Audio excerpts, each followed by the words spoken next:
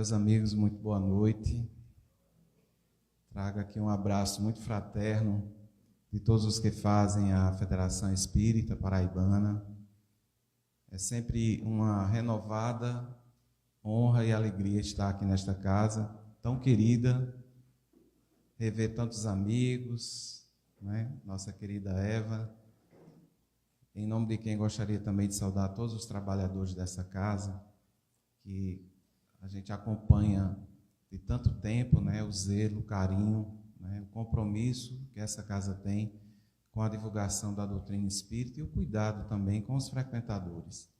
Isso é notório, isso é perceptível, principalmente nesse momento da pandemia, onde nós tivemos momentos realmente muito graves, né? Muito sérios, e esta casa soube conduzir perfeitamente, né? Com zelo, com carinho, com atenção, a saúde de todos nós, né? A saúde física, a saúde espiritual, porque nunca trabalhamos tanto, né, Eva? Nunca trabalhamos tanto. Então, tivemos sempre oportunidade, dentro dos limites possíveis, de estar a serviço do Cristo. Então, nosso abraço, nosso carinhoso abraço também aos queridos amigos que estão nos acompanhando nas redes sociais aqui da instituição. E como a Eva falou, nós iremos falar um pouquinho sobre uma temática na nossa compreensão das mais relevantes, porque trata-se de uma virtude que tem a ver com uma das bandeiras maiores da doutrina espírita, que é a caridade. Então, sem a caridade não há salvação. E a indulgência está inserida, né, nessa trilogia da caridade, conforme entendia Jesus. E nós iremos fazer exatamente algumas imersões, trazer alguns conceitos ou revisitar alguns conceitos que o próprio Evangelho nos traz, que a doutrina espírita nos esclarece a respeito dessa virtude, a virtude da indulgência. Traremos também algumas citações de alguns espíritos, né, protetores, amigos, que nos trouxeram assim tanta lucidez para esclarecer essa temática. Então, é muito bom a gente estar, né, sobre essa bandeira da caridade, que é um farol de luz em nossas vidas. O espírito Joana de Ângeles, numa das suas obras na área da psicologia espírita, nessa psicologia transpessoal, vem nos mostrar a necessidade da gente fazer algumas viagens, uma viagem interior. E no seu livro Momentos de Saúde e de Consciência, ela inicia com uma proposta, dizendo assim: o psiquismo divino flui através de mim. Deus sustenta-me e conduz-me todos os dias da minha vida.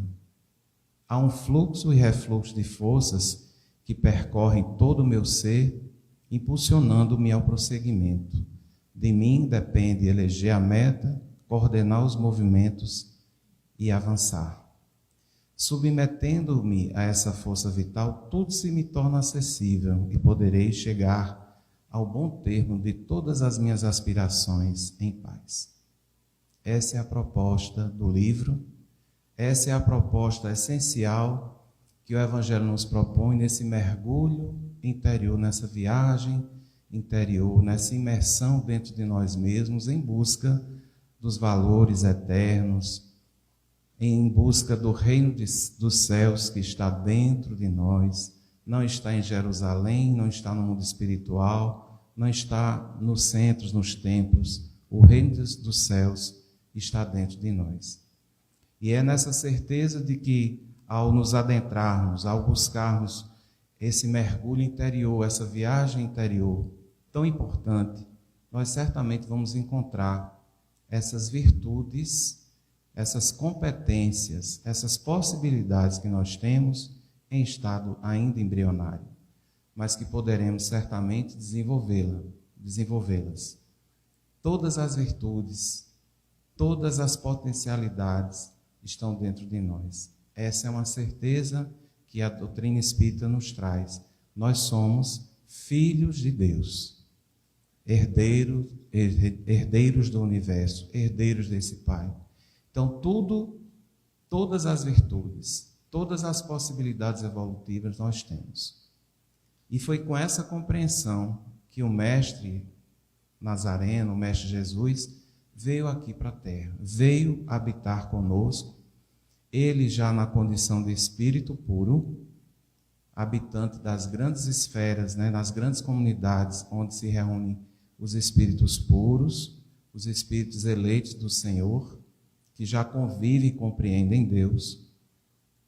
Ele teve a oportunidade, a vontade, melhor, de estar conosco, visitando-nos como irmão mais velho, que vê as nossas carências e vê nossas dificuldades e passa um conjunto de princípios e valores, de ensinamentos, para servir como roteiro ascensional para as nossas vidas.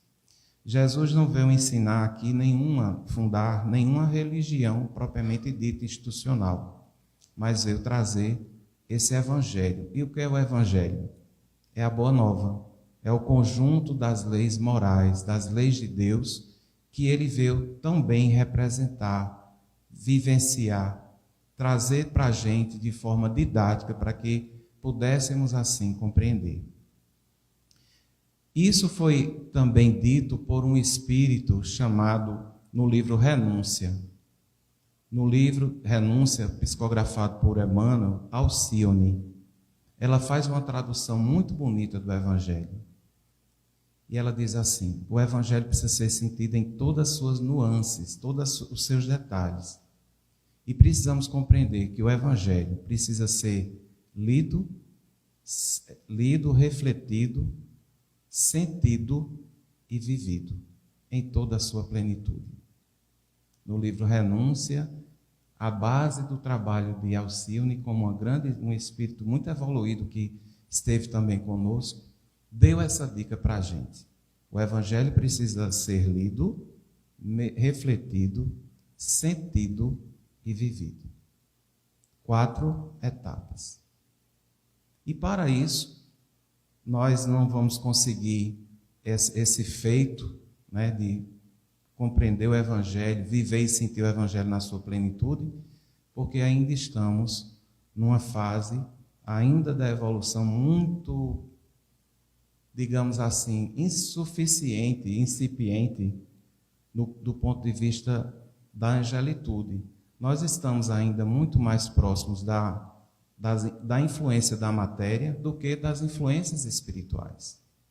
E por isso, muitas vezes a gente escuta o Evangelho, se comove com o Evangelho, mas quando vai passar para a etapa seguinte, a gente tem tanta dificuldade de viver o Evangelho, de transferir para as nossas atitudes esse código admirável de virtudes divinas. Então, hoje, nós vamos refletir sobre essa questão da indulgência, essa virtude em 3 aspectos.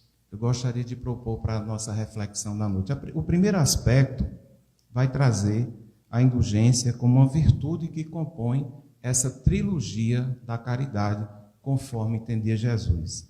A nossa outra questão que vamos também trazer é que há situações em que a severidade equilibrada deve temperar a indulgência.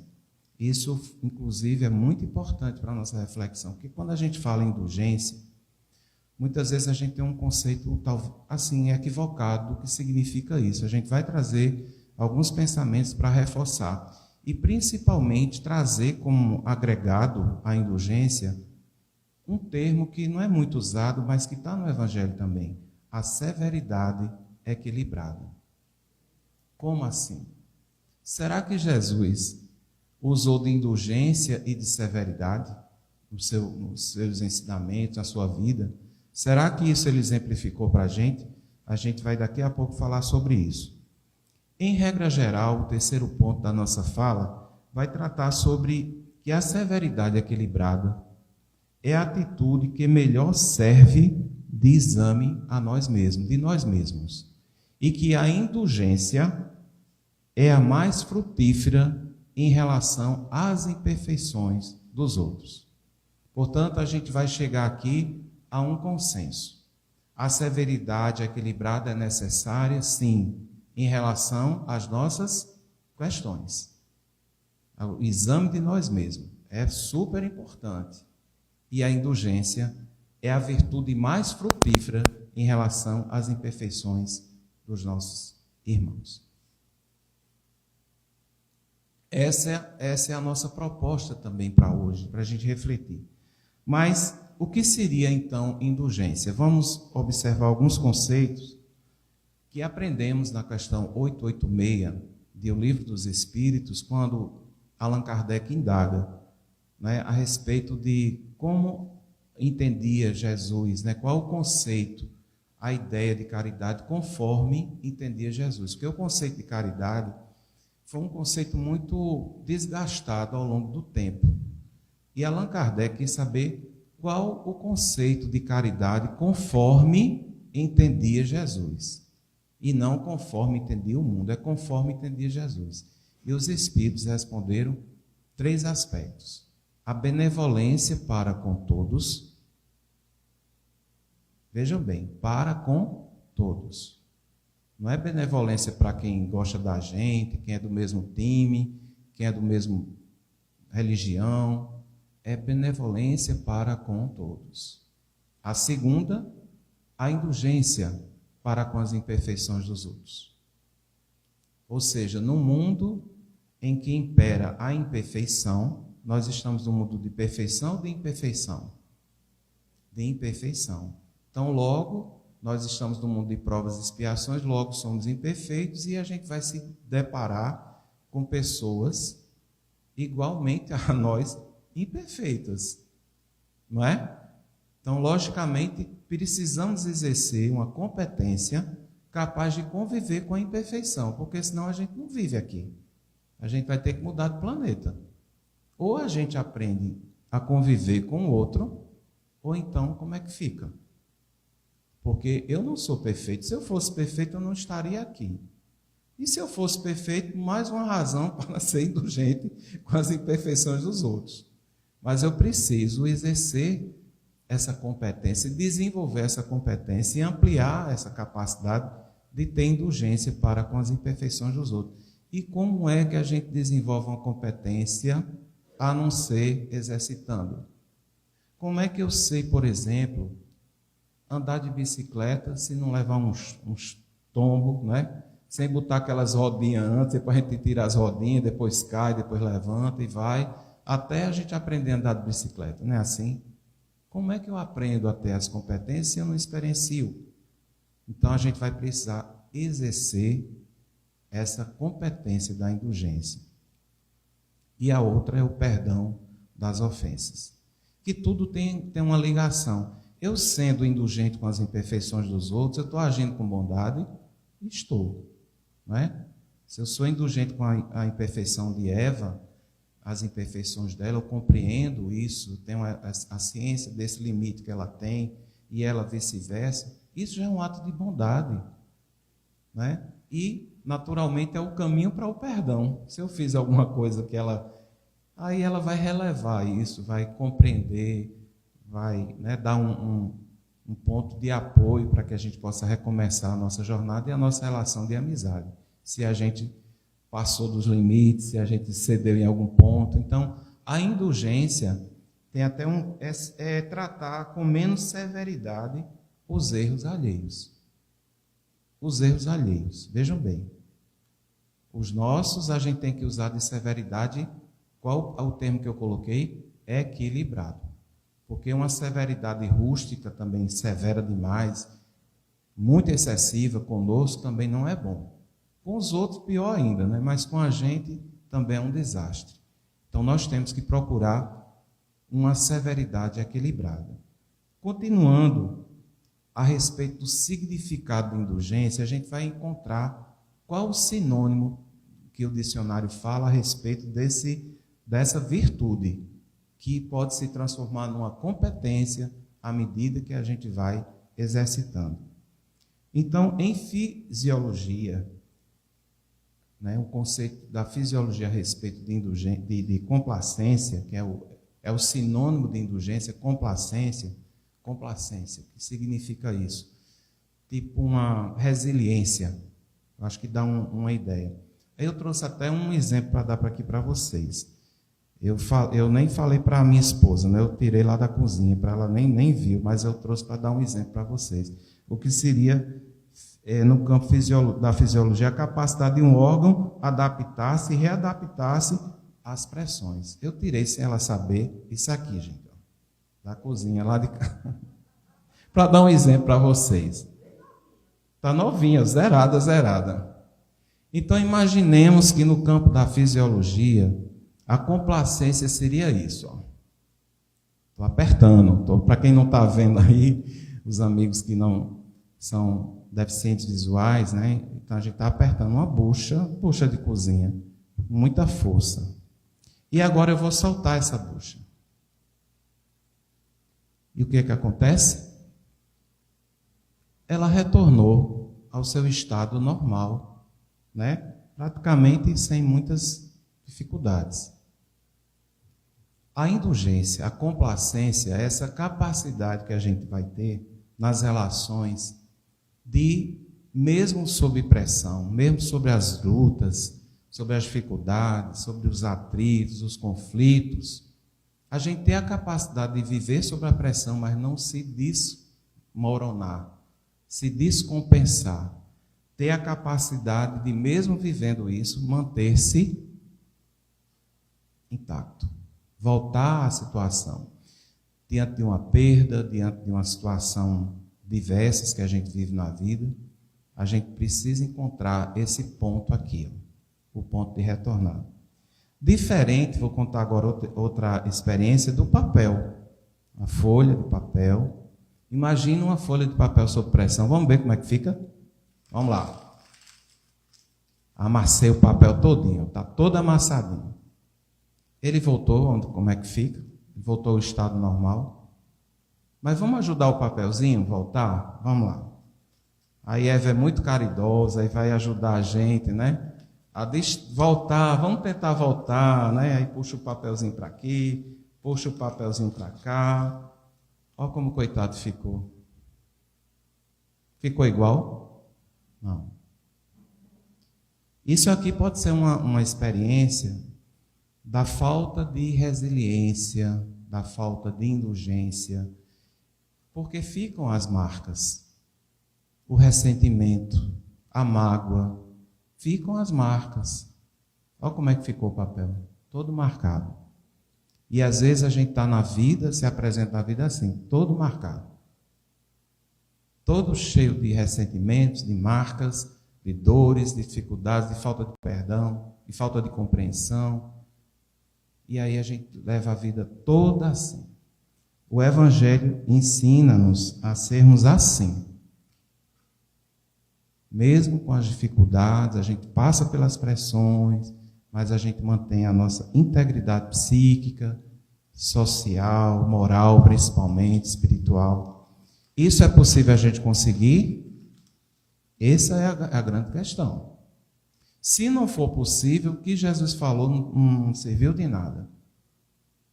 Mas é possível. Porque o aspecto mais importante da indulgência, da complacência, da compaixão, da compreensão, da resiliência no campo emocional, fala o seguinte, que evoca, né, a indulgência, a complacência evoca uma competência de voltar ao estágio originário de aceitação do outro, no nível manifesto, antes de sofrermos o efeito produzido por certas imperfeições. Isso a gente já chegou a até falar. Eu me lembro também de uma outra história, que é muito contada também como exemplo. É uma fábula, né, digamos assim. Conta-se que, num inverno muito forte, né, os porcos espinhos estavam sentindo um frio muito grande e, com esse frio, estavam morrendo, o rebanho cada vez mais diminuindo. O frio era muito intenso. Eles, para defenderem do frio, se juntavam uns com os outros. E nessa junção, os espinhos feriam, sangravam. porque os espinhos realmente sangram.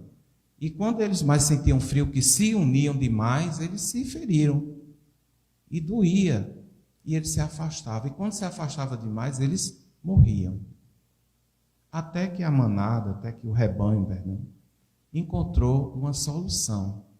Eles nem podiam ficar distante demais, porque eles iam morrer de frio, nem ficar junto demais, porque eles iriam se ferir. Então, eles encontraram uma posição confortável, que eles emitissem calor para o outro sem ferir. Então, encontraram um ponto equidistante, assim, que deu para sobreviver diante das tempestades do inverno pesado. Isso trazendo para o campo dos relacionamentos também é muito importante a gente refletir. Porque ninguém vai ser feliz, ninguém vai conseguir a plenitude da vida, a gente não vai conseguir se realizar sozinho, distante de tudo.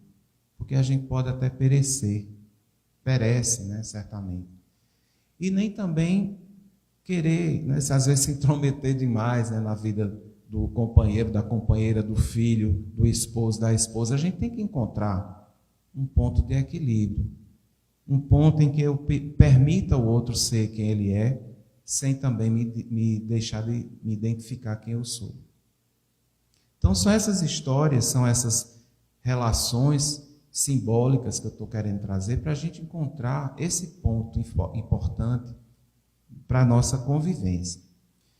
No Evangelho segundo o Espiritismo, no capítulo 10º, o Mestre Jesus vai falar sobre uma bem-aventurança. Bem-aventurados os que são misericordiosos, porque obterão misericórdia. Nesse capítulo, Allan Kardec coloca vários pontos a respeito dessa virtude e como podemos aplicá-la em nossa vida. Ele seleciona os textos do Evangelho e em seguida faz alguns comentários. Entre eles eu reservei esses aqui, que fala sobre a indulgência. Diz o Espírito, uma das mensagens espirituais: sede indulgentes com as faltas alheias, quaisquer que elas sejam, não julgueis com severidade, senão as vossas próprias ações, e o Senhor usará de indulgência para convosco. A indulgência atrai, acalma, ergue, ao passo que o rigor, vejam bem, o rigor, esse rigor está no sentido assim mais intenso. O rigor desanima, afasta e irrita. Eu escutei logo no início, quando a Eva estava falando, um exemplo claro de como a gente pode ser indulgente, mas usando de severidade equilibrada. Ela falou a respeito da quantidade de pessoas que deverão estar aqui na reunião, em função dos problemas da pandemia, do vírus, que a gente deve ter um cuidado, Muita gente querendo vir, mas ela disse, tem regras, não pode vir de todo jeito. Não pode vir sem máscara, não pode vir sem vacina, etc. Então, você ter a indulgência, a necessidade, você está vendo a necessidade do outro estar aqui, que é importante que esteja. Mas também a gente tem que ter o bom senso, o equilíbrio para também poder agir conforme a coerência. Vocês vejam que a indulgência não é você ser permissivo demais. É você passar a mão em tudo, é você achar que Jesus não foi assim. Eu até fiz essa pergunta: como Jesus no Evangelho se comportava diante de tantos desafios, diante de tantos fatos assim? Ele teve que ser indulgente, mas quem lembra de algum fato que Jesus mais severo? Vocês lembram? Onde ele corrigiu, fez correções na hora, teve uma atitude proativa, e mesmo, eu me recordo de tantas, mas a de Pedro, quando puxou a espada, vocês lembram quando ele cortou, sangrou, o soldado Malto, salvo engano, cortou a sua orelha, e Jesus imediatamente repreendeu, fez uma intervenção para repor o dano, e disse: Pedro, embainha a tua espada. E ele deve ter falado com austeridade. Embainha a tua espada, porque essa espada, né, quem fere com a espada será ferido. A missão do Cristo não foi uma missão de violência, mas uma missão de pacificação dos corações. Eu não vim para ser presidente, ser nada aqui na terra, dos valores terrenos. Rei, ele não era o rei, né, na concepção humana. Ele veio para trazer a implantação do reino dos céus, aonde? No coração humano. Essa foi a missão do Cristo, implantar o reino de Deus no coração humano.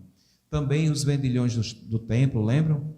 Que eles estavam vendendo, fazendo do templo um comércio. E Jesus bate na mesa, manda recolher e diz que essa casa deve ser uma casa de oração, de templo, né, de conexão com Deus e não por interesses mundanos. Por isso que é tão importante a gente preservar a natureza de uma casa religiosa. As coisas de César, as coisas do mundo, nós já temos o dia a dia, nós temos 20 e tantas horas, 24 horas por dia para tratar das coisas de César. Aqui são as coisas espirituais. Aqui a gente tem que buscar a nossa essência, né? a compreensão de que somos espíritos eternos, que essas mensagens que eu estou recebendo aqui são mensagens para a nossa vida espiritual, principalmente, né? Que vai servir para a minha vida certamente presente, mas são exemplos, são ensinamentos para a vida eterna. E onde é que eu vou encontrar ensinamentos para a vida eterna? Numa casa que se dedica a estudar o Evangelho, onde se encontram as verdades eternas que o Cristo nos ensinou. E a doutrina vem restaurar na sua pureza, na sua simplicidade, nos aspectos mais didáticos, mais simples, para que a gente possa compreender. Então, essa é a visão que Jesus tinha de um templo. Jesus não vivia nos templos. O templo de Jesus era o universo. Poucas vezes ele entrou num templo, pouquíssimas. A maioria das vezes ele estava onde? No Monte das Oliveiras, no mar da Galileia, no lago de Genezaré, nas cercanias da cidade de Jerusalém, nos lagos, nos mares, nos campos, para ensinar as pessoas o caminho da sua elevação. Para Jesus, o templo era o universo e a lei maior era a caridade, que ele soube ensinar, soube viver e soube habilmente trazer para todos nós, né? Então nós encontramos vários momentos em que ele foi severo nesse aspecto, um aspecto mais equilibrado para reedificar. Há uma questão também no Evangelho que é importante, no próprio Evangelho segundo o Espiritismo, que eu trago também para a nossa análise e reflexão. Temos uma provocação lúcida de Allan Kardec. Ele diz o seguinte: haverá casos que seja útil revelar o mal alheio? Será assim, terá casos que será útil a gente revelar o mal alheio, ou a gente deve estar sempre reservado com essas questões? Efetivamente, a gente não tem que dar conta do mal, da vida de ninguém. Mas Allan Kardec coloca: haverá caso em que seja útil revelar o mal alheio? E os Espíritos responderam no Evangelho da seguinte forma: se as imperfeições de uma pessoa só prejudicam a ela mesma, não haverá nenhuma utilidade de divulgá-las. Ou seja, a pessoa está lá, está se prejudicando, fazendo um monte de tolice, de besteira, mas só está prejudicando a ela. Não está interferindo no sentido mais coletivo, na coletividade, na família. Está uma coisa assim muito própria dela, é uma atitude dela. Aí ele diz que nesses casos não é muito interessante fazer isso. Agora, no entanto, se podem acarretar prejuízos a terceiros, deve-se preferir o interesse de maior número ao interesse de um só.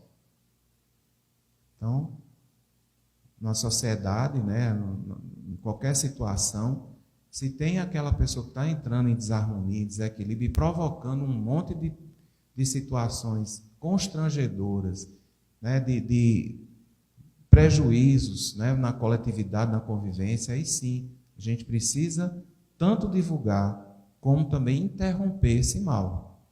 Porque o bem não pode ser tímido.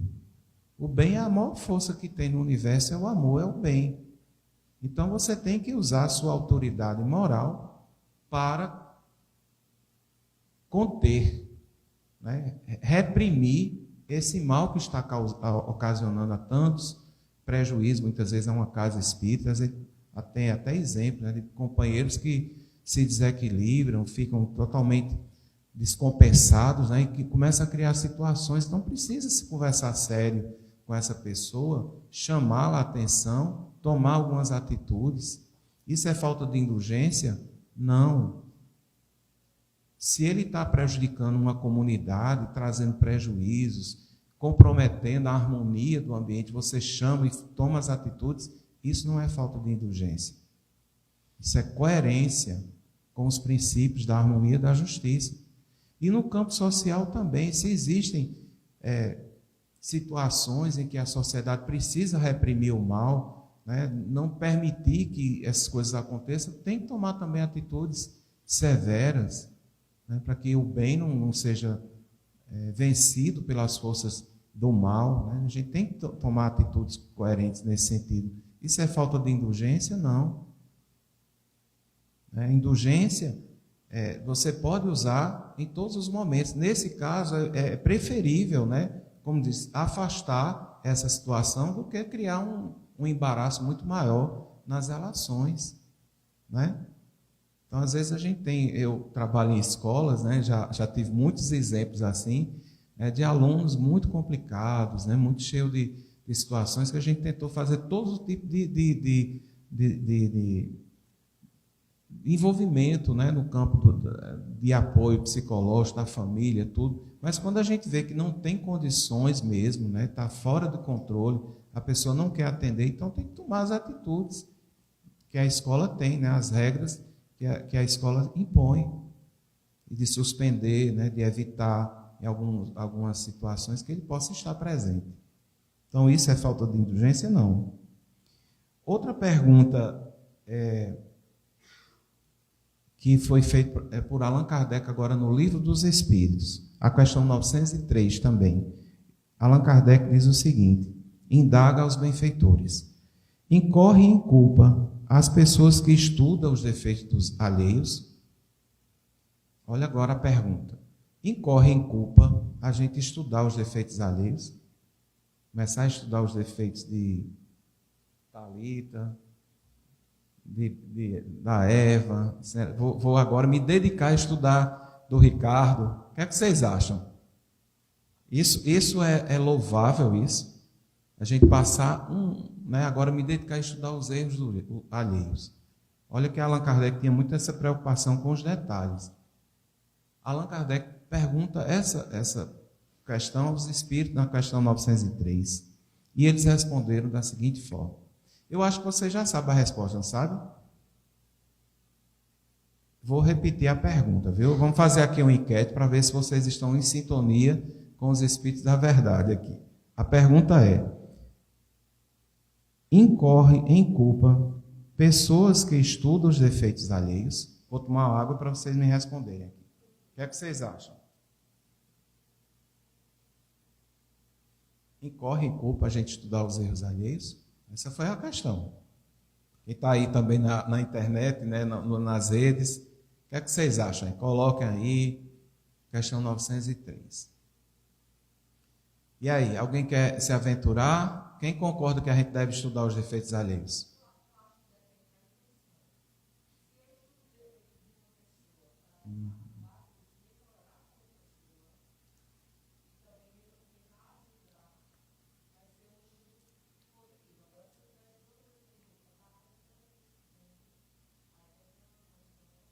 Eu tenho a impressão que ela fez parte da equipe de verdade, viu? Daqueles espíritos que vieram. Eu tenho a impressão, viu? Você está bem sintonizada com a resposta. Exatamente isso. Os Espíritos foram precisos em dizer assim, bem, vamos lá. Se for para criticar e divulgar, incorrerá em grande culpa. Bom, se eu for só fazer isso, para criticar, para divulgar, só para me satisfazer, isso totalmente sem sentido, né? Zero. A gente vai tirar zero no mundo espiritual. Chegar lá, nota zero. Agora, veja bem, mas se o fizer para tirar proveito, algum proveito para evitá-los, tal estudo poderá ter alguma utilidade. Tratai dos espíritos, tratai de possuir qualidades opostas aos defeitos que criticais. Olha como é importante esse segundo momento. Ora, eu vou estudar os defeitos do outro, sim, mas se for para tirar algum proveito para evitá-los. Puxa vida, fulano, né, deu uma mancada danada naquela situação, então eu vou tentar mudar um pouquinho essa história aí. Eu acho que esse espaço aqui, essa estratégia não funcionou, então é melhor eu não caminhar da mesma forma, eu vou tentar fazer diferente, né? Em vez de ficar rancorosa, eu vou tentar perdoar, porque realmente o rancor, já sei, né? O que é que o rancor traz, né? Vamos lembrar do papelzinho, né? Olha o rancor, o que é que faz. A gente fica desse jeito, e fica difícil para a gente conseguir voltar ao que era, né? Dá um trabalho danado, tem que ir para Eva, tem que ir para Eva fazer consulta, tem que fazer, né? Tem que fazer um trabalho muito forte. Então a gente pode estudar as imperfeições nesse sentido, né? Para a gente não agir da mesma forma, da gente não ter as mesmas atitudes. E como reflexão, já indo para os finalmente, eu trouxe também uma fala muito conhecida de todos nós, que é um julgamento que Jesus foi submetido, né? Jesus, antes disso, ele se coloca como pacifista. No Sermão da Montanha, além ele falar das bem-aventuranças, né, que foram 8 beatitudes muito importantes, ele fala a respeito de sermos a luz e o sal da terra. Após as beatitudes, ele fala assim para os discípulos: vós sois o sal da terra. Se não tiver sal na terra, se não houver sal, né, a vida vai ficar insípida, insossa, sem graça, porque o sal é que dá vida, que dá sabor aos alimentos. Ele compara os apóstolos, os discípulos e os seguidores dele como o sal da terra. Ou seja, nós precisamos fazer a diferença no mundo. Dentro do tamanho que nós tivermos evolutivo, nós sejamos essa pitadinha de sal. Nem que seja uma pitadinha, mas que sejamos na vida, na nossa vida, na vida de alguém, na vida que fomos chamados a exercer alguma função, na família, na sociedade, no centro espírita, onde nós estivermos, porque o templo de Deus é o universo, e onde nós estivermos, que possamos ser esse sabor, dar esse sabor à vida. Jesus ensinou isso para a gente, mas ensinou também que nós éramos a luz do mundo. Resplandeça a vossa luz diante dos homens, para que os homens possam ver as boas obras, vejam a importância das obras, e glorifiquem quem? A Deus. As boas obras precisam ser feitas, mas a glória das boas obras, se nós formos humildes, a glória de quem? A glória de Deus. Porque Ele é o provedor de tudo. Sem Ele, o que somos? O que fazemos sem a bondade divina? Nós estamos aqui pela clemência, pela misericórdia, pelo amor, pela dedicação, né? Por tudo. Sem Deus nós não somos nada. Então, resplandeça a vossa luz diante dos homens, disse o Cristo, para que os homens vejam as vossas boas obras e glorifiquem a Deus que está nos céus. E Jesus se coloca dessa forma, né, como o sal, como a luz, e pede também para que nós também sejamos. E para concluir, tem essa última fala, onde ele vai se encontrar diante de um julgamento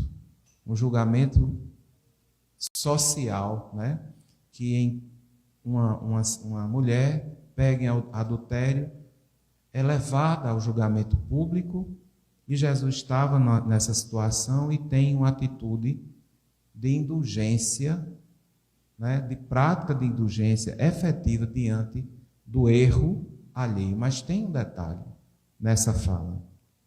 Quando ele coloca, se abaixa para que as pessoas reflitam, quem estiver sem pecado, atire-lhe a primeira pedra. Pode atirar. Só que os homens saíram, os mais velhos primeiro, depois foram os mais novos, e de repente ficou a cena, Jesus e a mulher dita adúltera. Jesus pergunta a ela: cadê os que te condenaram? Não ficou nenhum, Senhor. Jesus olha nos olhos dela: olha que cena bonita. Eu também não te condeno. Atitude de indulgência, né? E onde é que está a severidade do Cristo aí? Porque se ele dissesse: eu não te condeno, escapasse, né? Dessa vez deu para escapar. Ele seria leviano. O que é que ele fala? Vais e não tornes a pecar, para que não te suceda coisa pior. Esse aí é o ensinamento, é a postura, é a severidade do ensinamento forte, para que ela pudesse reconfortar-se, né, com os ensinamentos. E eu deixo as palavras finais dessa conversa, né, que tivemos com vocês, que ele, que é puro, que tem autoridade moral para impor a correção, preferiu atirar-lhe a indulgência. Ele preferiu atirar-lhe um voto de confiança na reabilitação. É isso que Jesus propõe a todos nós, um voto de confiança. Ele atira para nós um gesto de confiança na nossa reabilitação moral, espiritual, para que a gente possa caminhar rumo à luz. Gratidão a todos, muito obrigado pelo convite, Eva. Até uma próxima oportunidade. Que Deus abençoe amplamente a todos. Obrigado.